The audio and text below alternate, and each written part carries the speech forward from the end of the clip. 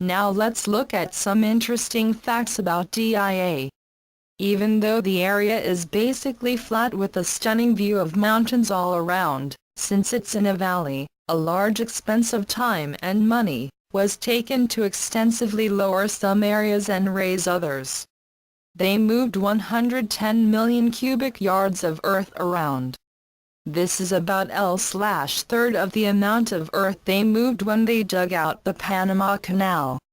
The airport has a fiber optic communications core made of 5,300 miles of cable. That's longer than the Nile River. That's from New York City to Buenos Aires, Argentina. The airport also has 11,365 miles of copper cable communications network. The fueling system can pump 1,000 gallons of jet fuel per minute through a 28-mile network of pipes. There are 6 fuel holding tanks that each hold 2.73 million gallons of jet fuel. This is somewhere in the no one will ever need this much range. Granite was imported from all over the world, Asia, Africa, Europe, North and South America, and used in making the main terminal floor. This is a seemingly ridiculous expense, especially when you're already over budget. They say, the floor pattern echoes the roof design and subtly reinforces passenger flows. Subliminal messages to keep panicked people moving.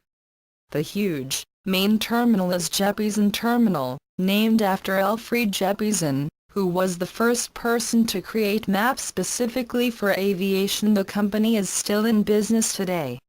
This area is known as the Great Hall. It's said this is what the Masons named their meeting place.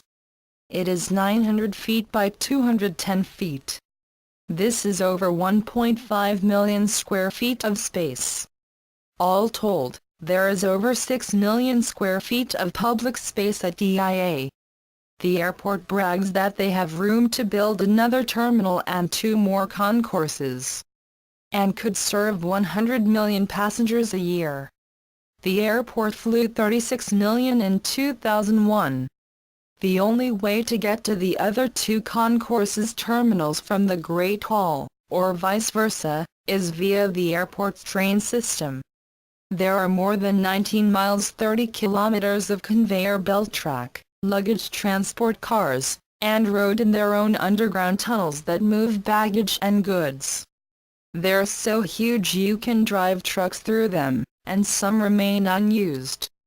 The entire roof of DIA is made of 15 acres of Teflon-coated, woven fiberglass. The same material is on the inside as a layer, also. The place looks like a bizarre scene out of Dune, comprised of huge, spiked tent-like structures. The material reflects 90% of the sunlight and doesn't conduct heat. So you can see into the place with radar, or see heat signatures.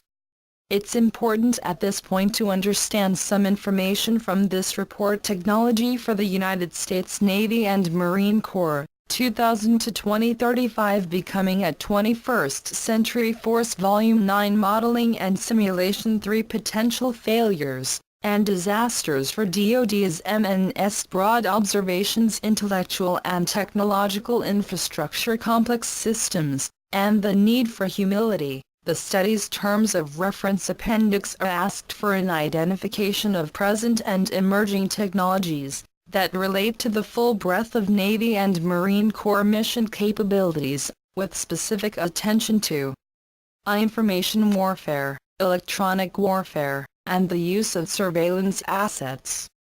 The study should review the overall architecture of models and simulation in the DoD, JCS, and OSD, the ability of the models to represent real-world situations, and their merits as tools upon which to make technical and force composition decisions. This increased complexity means that it will be harder to design systems, and to predict their behavior.